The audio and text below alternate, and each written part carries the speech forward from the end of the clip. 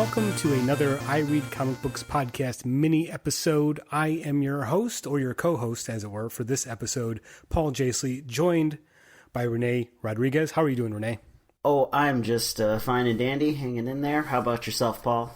You know, I really can't complain. It's been obviously an odd time around here, and for some reason lately I've found myself thinking a lot about the Fortress of Solitude and what it must be like to spend time in there, and been thinking about what it must be like to live in the Phantom Zone. So I thought maybe, since I know you are also a big Superman fan, it might be fun to talk about some of those aspects of Superman's character and stories that revolve around Krypton and the world of Superman before he arrives on planet Earth.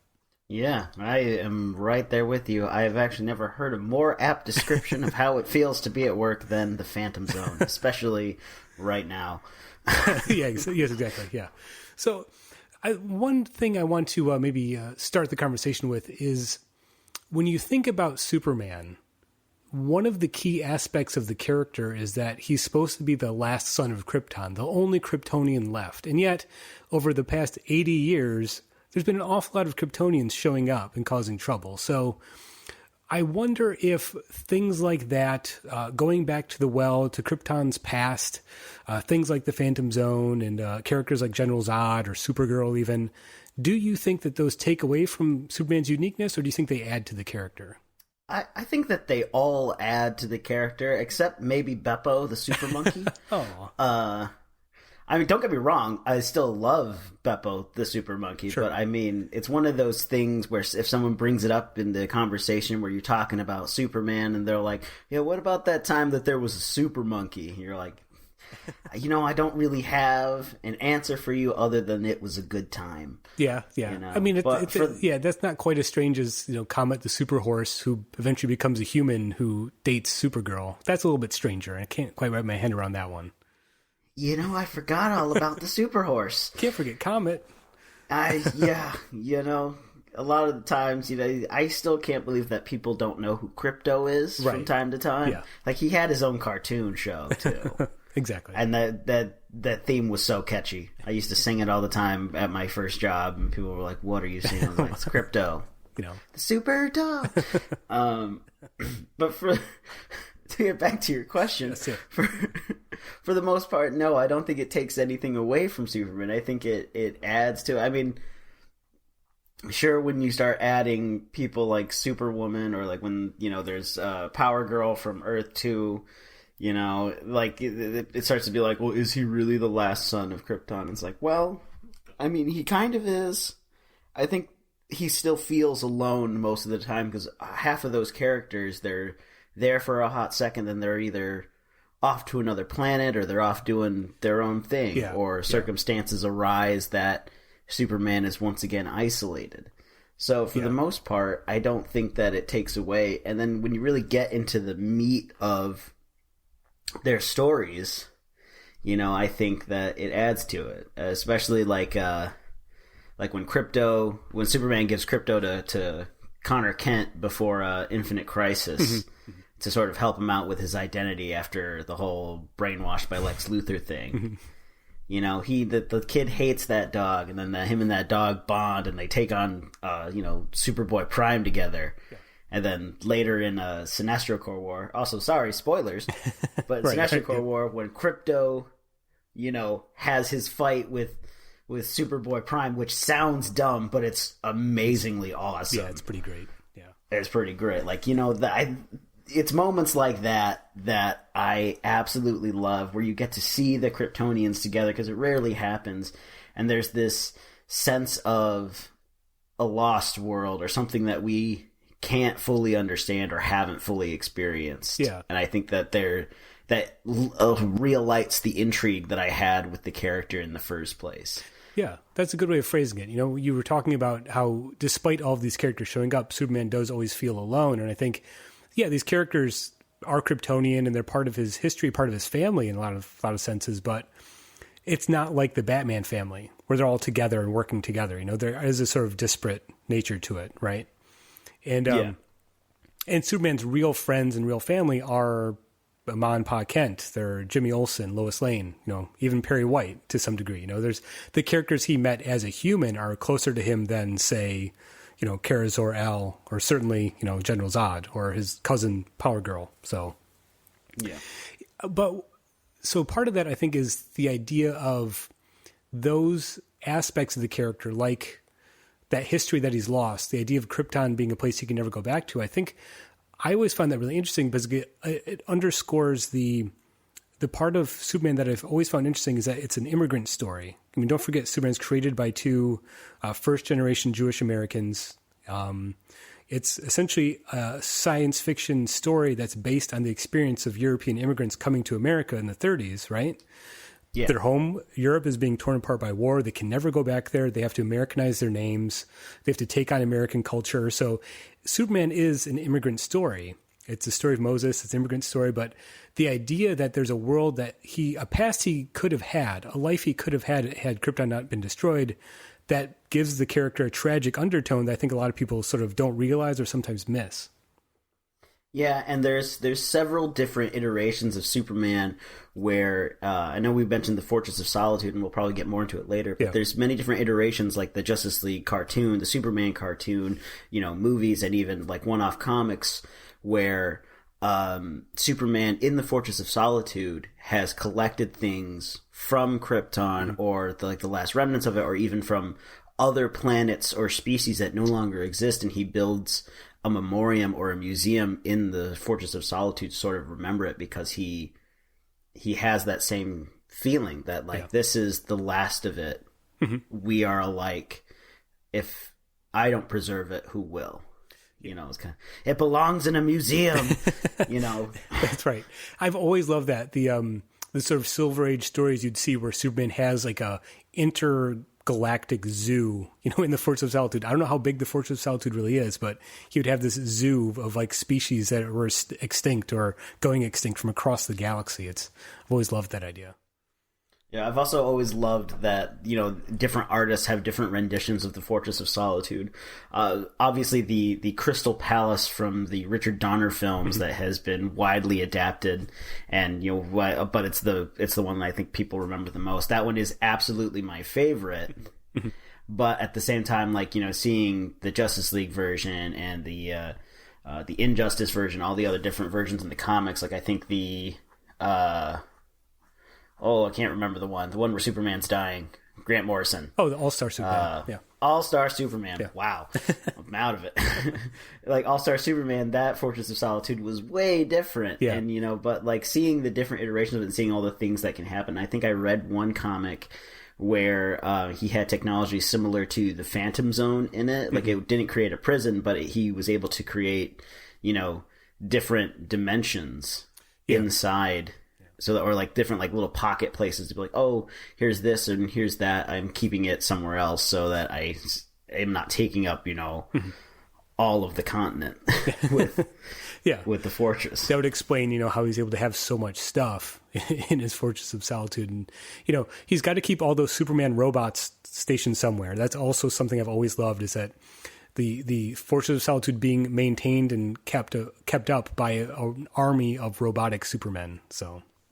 Yeah, that's another one of those things where it's offhanded, where you're oh, you're talking about the Titans. They're what does Wonder Woman have a sidekick? Yeah, Wonder Girl, who's now a different Wonder Girl because the original one got killed by a rogue Superman robot. Yeah. Superman has robots? Yeah, it's a whole thing.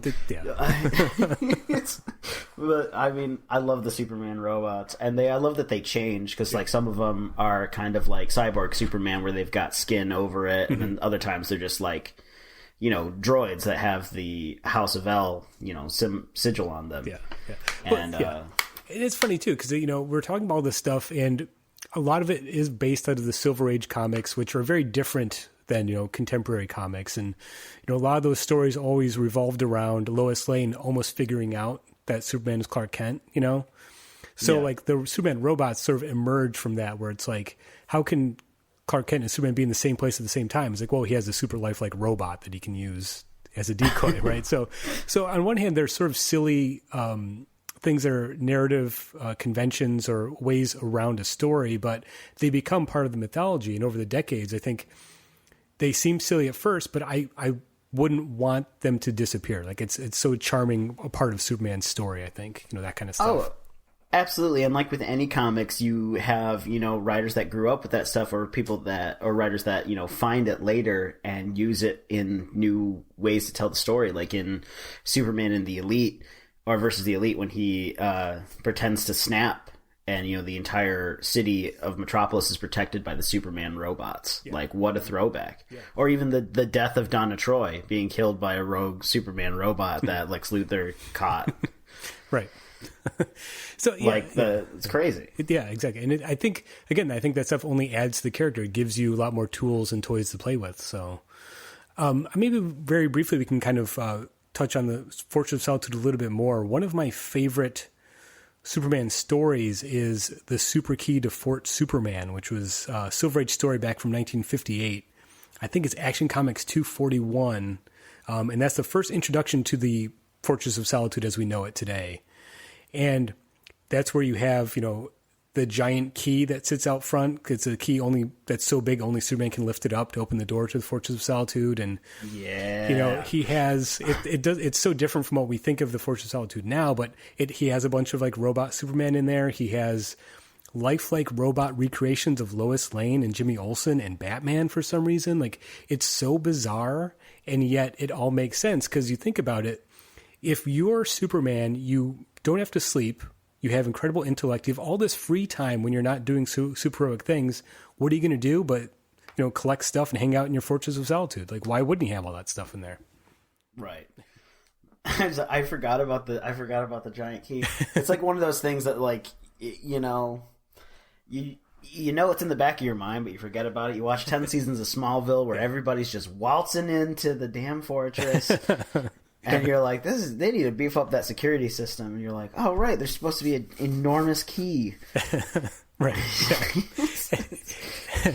And you mentioned it briefly, but I've always loved the way that Grant Morrison and Frank Quitely portray the fortress in All-Star Superman. It's very austere, sort of Spartan. There's a lot of stuff in there, but it's all very clean and sterile looking. And instead of the giant key, he has the key made out of like white dwarf star, so it's like super dense and only he can pick it up.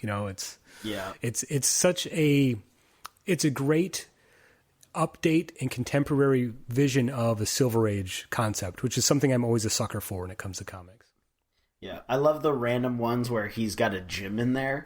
Right, yeah. And his material's made from, I don't even remember. I think it's made from like star, like I think you said it was like a dwarf star thing, but he's also got like elements from other galaxies so that he can challenge himself to get stronger. And I'm like, all right, so Superman can bench press, but he never decided to maybe download, the martial arts from Krypton that Zod knows. Right, yeah. Yeah, he missed that stuff, so. Well, I mean, yeah. So maybe let's touch on that then. So we talk about Fortress of Solitude, but Krypton is a whole thing where it's, again, a place that should be destroyed and no longer exist, and yet Kryptonians keep showing up, Kryptonian objects keep showing up. For me, I think of that stuff always as a metaphor for nostalgia or for a way of saying you can never go home again. As much as Superman probably would love to reconnect and go back and save his home planet, you can't do that. And something like Kryptonite I've always seen as a metaphor for that. It's like the reason Kryptonite hurts Superman is it reminds him of the world he can never go back to, and that's what causes him pain, right? Yeah, in a way. I guess I can see that. He's so overcome with emotion. That's right, yeah. That it physically hurts, which I mean can happen. I'm sorry. But I guess I can see that as a metaphor for the like you can't go back home again. It's the thing that you're from hurts you the most, right? Something. Yeah, it's almost like a part of you. Yeah. There's depictions of that. There are Silver Age stories where he's able to sort of do a sort of time travel thing where he goes back and he sees his parents, Jor-El and what's her name? Shoot. Oh, God. Goodness gracious. That's going to bother me. Is it Lara? Yes. That sounds right. Yes. But so he can go back, reconnect with his parents, see them, kind of revisit quote unquote home, but it's always a sort of empty experience, right? Because he can never make it real. So, and I think another example that I've always loved is the man who has everything, the Alan Moore and Dave Gibbons story from the 80s, where, it's the Batman, Robin, and Wonder Woman go to the Fortress of Solitude for Superman's birthday, and they find out he's being mind controlled basically by Mongol, and he's in a deep trance, and Superman is imagining what his life would have been if Krypton had not been destroyed, right? So it's this dream that it's a wish fulfillment dream, but the great thing about that story is that it's not happy. Like it starts off great, but then as it goes on, you sort of realize that maybe that's not the best thing. Like it's not an idyllic sort of Krypton that you'd expect it to be. It's a Krypton rife with political strife and infighting, and it gives you a glimpse into maybe Krypton wasn't that sort of, perfect place that he had in his memory. And that's, another reason why he can't go back there, because it won't never be as great as he imagines it, Right. And they did something very similar with the new Krypton series when they actually did take Kandor out of the bottle and they built a planet on the other side of the sun. And before they did the War of the Supermen, which is a great series in its own with its own very interesting storyline, but Clark goes back to New Krypton and they're trying to rebuild, and at the same time, like, even though these people have been living in this bottled city for so long, somehow when they're put on a planet, all those problems from the old world kind of come back. Especially with Zod trying to, come back and see him as a benevolent leader, even though he's not technically in charge. It's hard to not see him in that light, both as a Kryptonian, both as a reader. Yeah. I mean, I spoke of kryptonite, but the bottle city of Kandor is explicitly a metaphor for the inability to return home. It's the reminder of the world that is gone forever, right? Physically, since, So I guess maybe for listeners who aren't as big Superman fans as we are, the bottle city of Kandor is actually a real city from Krypton. So Kandor was a city on Krypton. It's actually the city that Supergirl is from.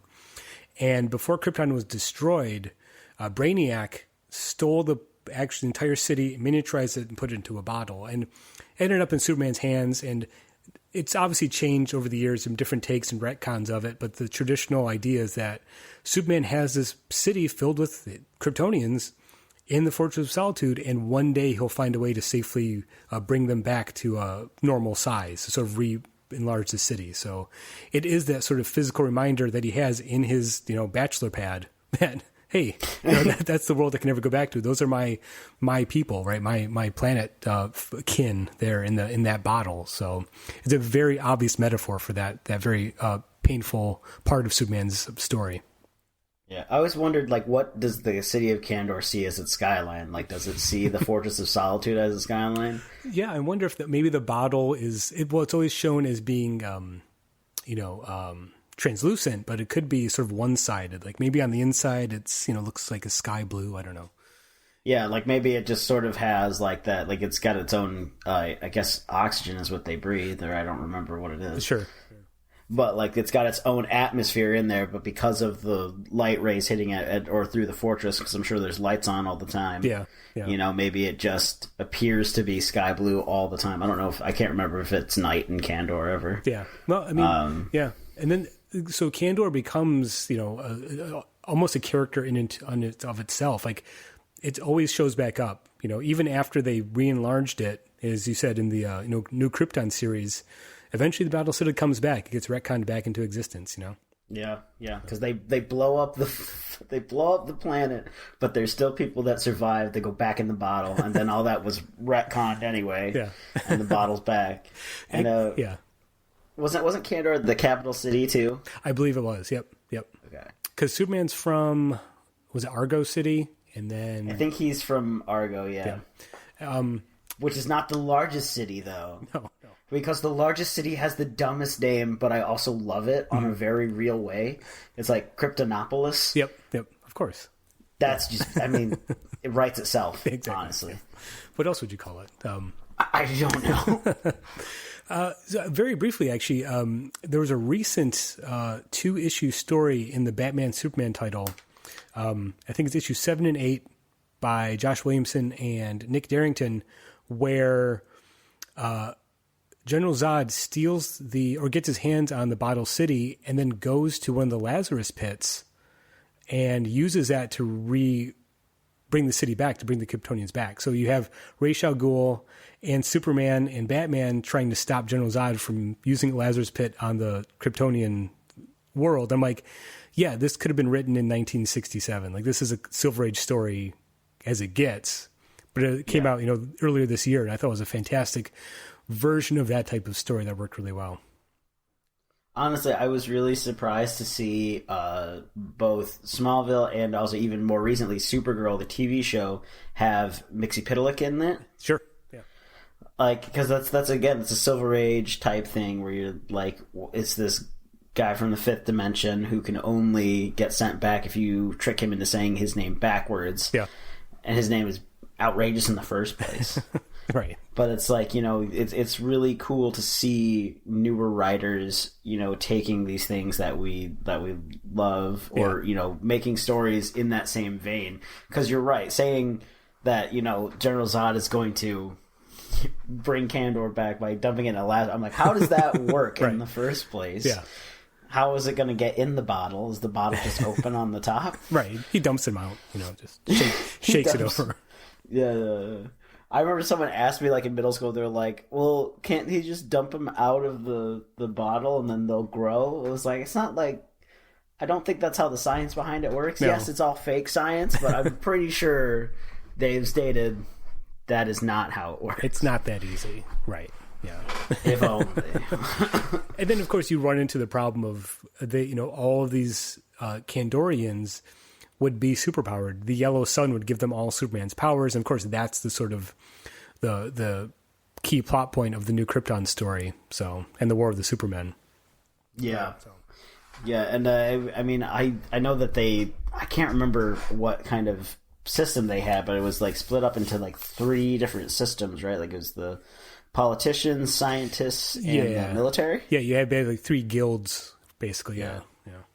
Yeah. And that's interesting too. Like that, stories that explore the sort of social political aspects of Krypton have always been kind of strange to me because that stuff, it's interesting, but again, it feels so divorced from the Superman that we really know. It's like, that's an interesting background, I guess, but I'd rather hear a story about how the loss of Krypton affects the character as opposed to here's all the stuff that, is long gone and doesn't really matter anymore. Does that make sense? Right. Yeah. No, I think that's actually what ended up hurting the New Krypton series, even though it lasted for a whole year.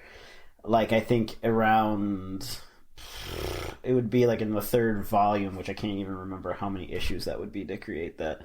But it was around like about halfway through the story, you just kind of got really tired of all the political stuff, even though the story was really interesting. And they had like, an assassination attempt and they had, Superman being a cop and, not deciding to be a scientist or a politician, like the other members of his family, because his father was a scientist, his uncle was a politician. But he was like, I'm going to serve under General Zod.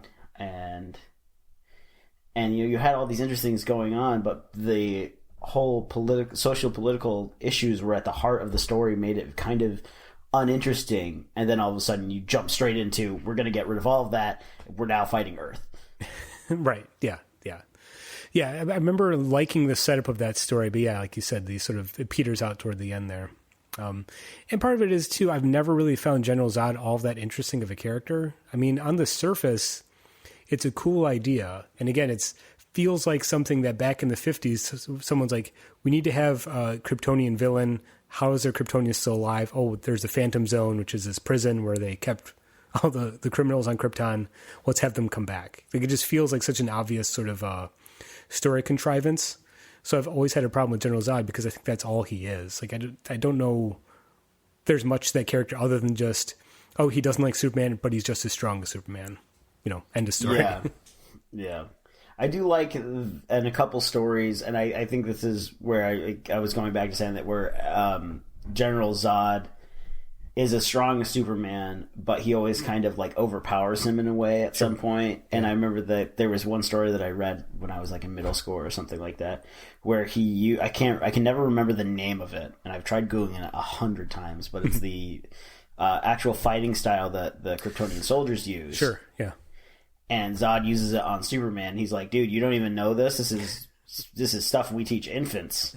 And I was like, yeah, it's like Superman really should watch Jackie Chan movie or something. Right, yeah. I mean, he boxed against Muhammad Ali, but I mean... That's as far as it got. He figured I could just punch anything, and that's all he needed, right? Yeah. And, it is kind of the same thing. Like, you have 100 stories of where, Superman goes against Zod, and it's always the same thing. And it's like, oh, no, Zod's turned over a new leaf, only for him to not turn over a new leaf. Yeah. And to still be like, I'm all about ruling. And it's always the same thing, even though if the plot is a little bit different, and I think that can get a little tiresome. Yeah. But at the same time, when it comes down to it, every time there's a Zod Superman fight, I'm still like, well, I at least want to see the fight. And I don't know what that says about me. Yeah. Yeah, I don't know. It's like it's like it's like watching the fifth Rocky movie. You're like, I'm less interested than I was with the first one, but I'm still gonna see the fight at the end. Yeah, it's like, well, I want a training montage, and I want to see Rocky punch somebody. So that's kind of enough to make me sit through the rest of it. Yeah. Although Rocky 6 was great and Creed was great. Yeah, that's a whole other conversation. We can talk about how Creed is an all-time classic in its own right. Yeah. So that's a different podcast. But yeah, so again, I think General Zod is an interesting problem because I think conceptually it makes sense, but it's always kind of fallen flat for me. I do love the idea of the Phantom Zone, though. I think that is a brilliant concept where you basically have a parallel pocket universe that you just dump all your real bad criminals in. And of course that's a recipe for disaster because they're going to find a way out, right? Oh, absolutely.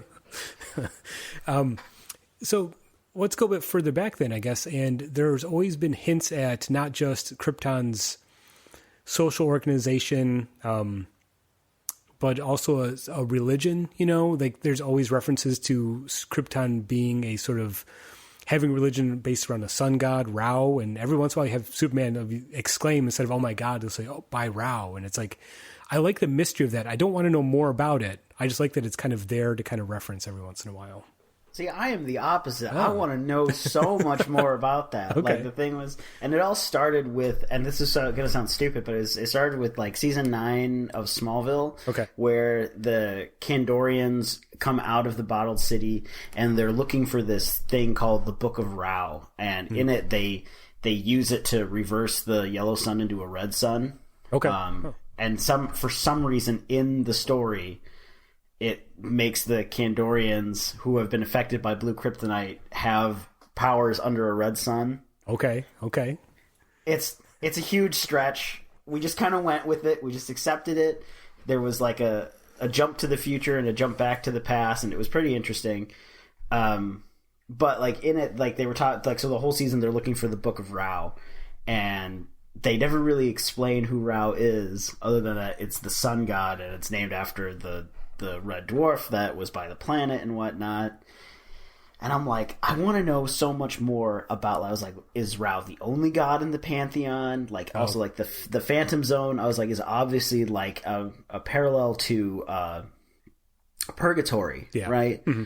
But I was like, did Jor-El create the Phantom Zone after listening to Kryptonian mythology, and he either got the idea from Purgatory, or is it similar to their version of a Kryptonian hell? Because there's also so many different renditions of what the Phantom Zone is like. Some people say it's just there's nothing in there. There's kind of in this empty void, or it's a vast desert, or it's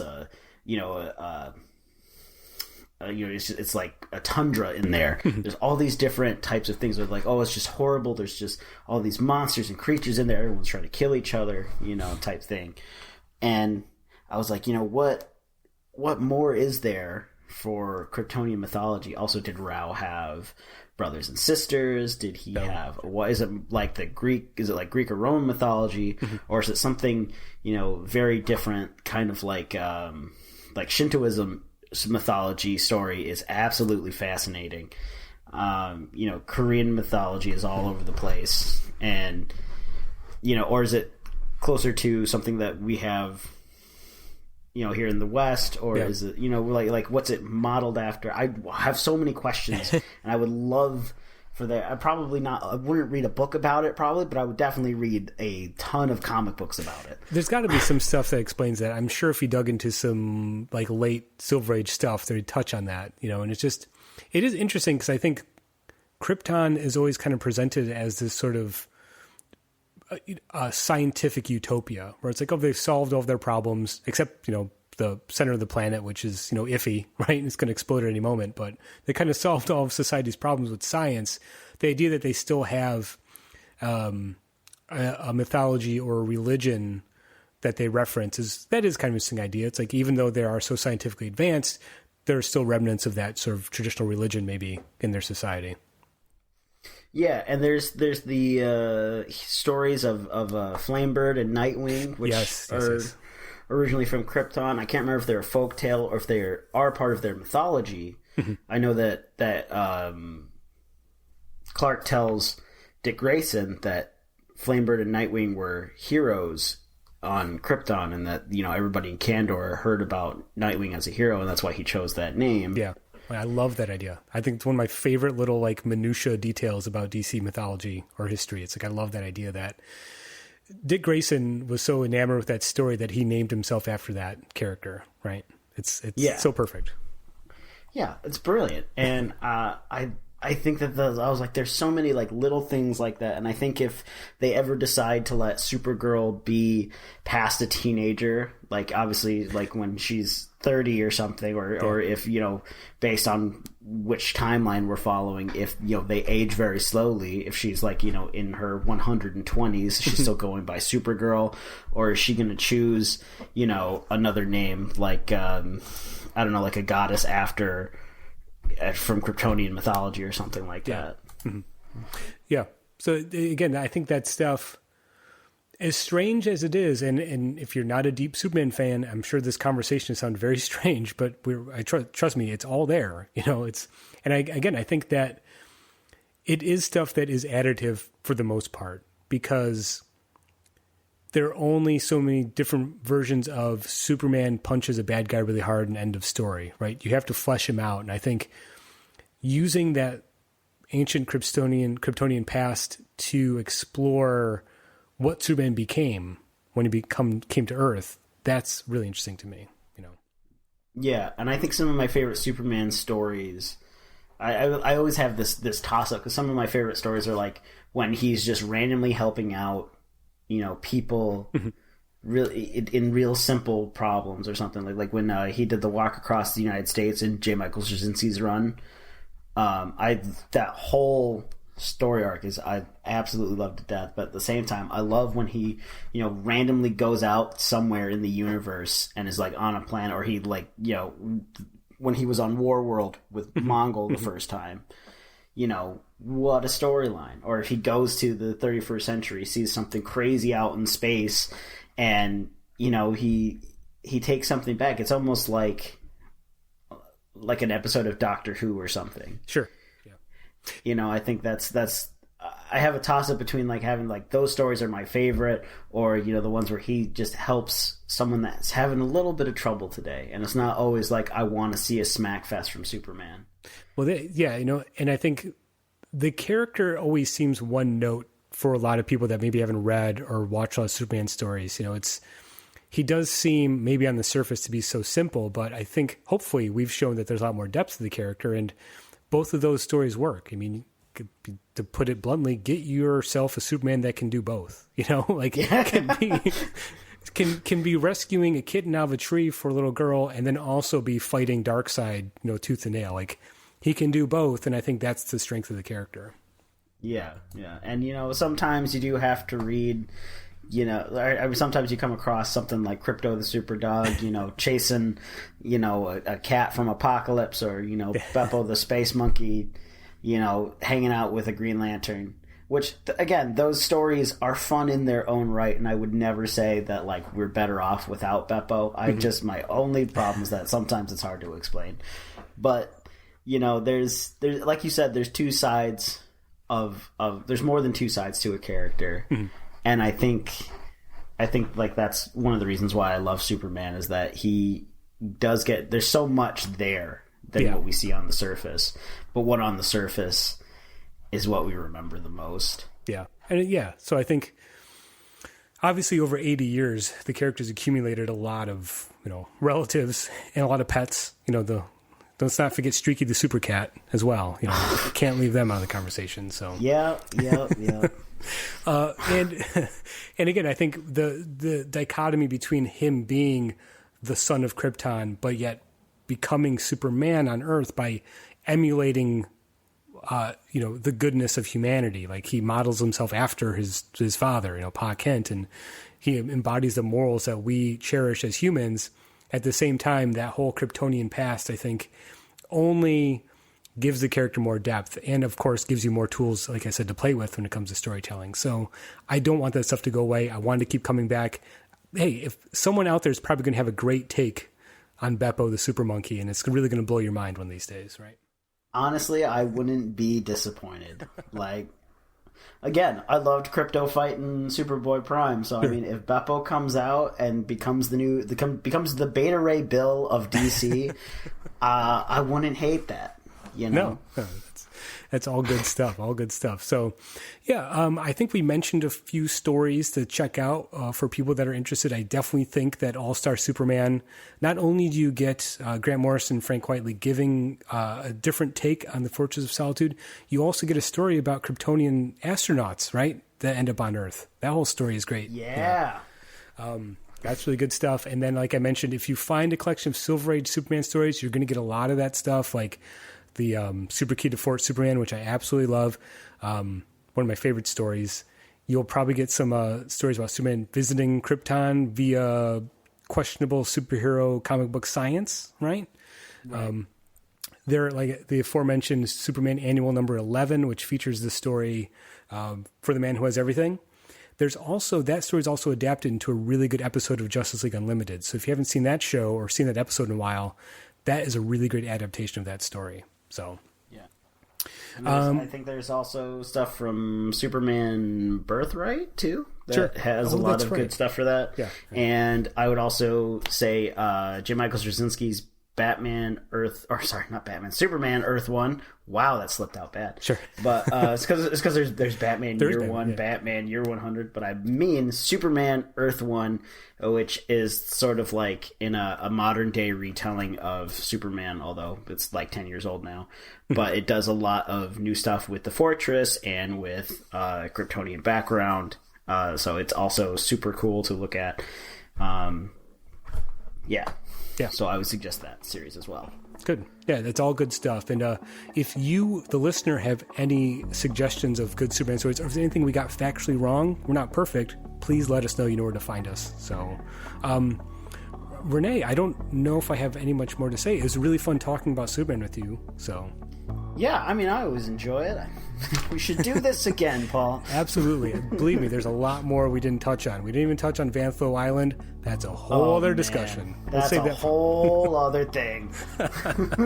So, yeah, listeners, do your research on Vantho Island, and maybe someday we'll come back to try to unpack all of that stuff. So, that's a big old suitcase. Yeah, maybe best to leave that closed for the time being. So, yeah. So, with that said, I'm gonna jump out of here and go read some comics. René, it's nice talking to you. Thanks for joining me to talk about Superman. Yep, always a pleasure, Paul. And thank you guys for listening.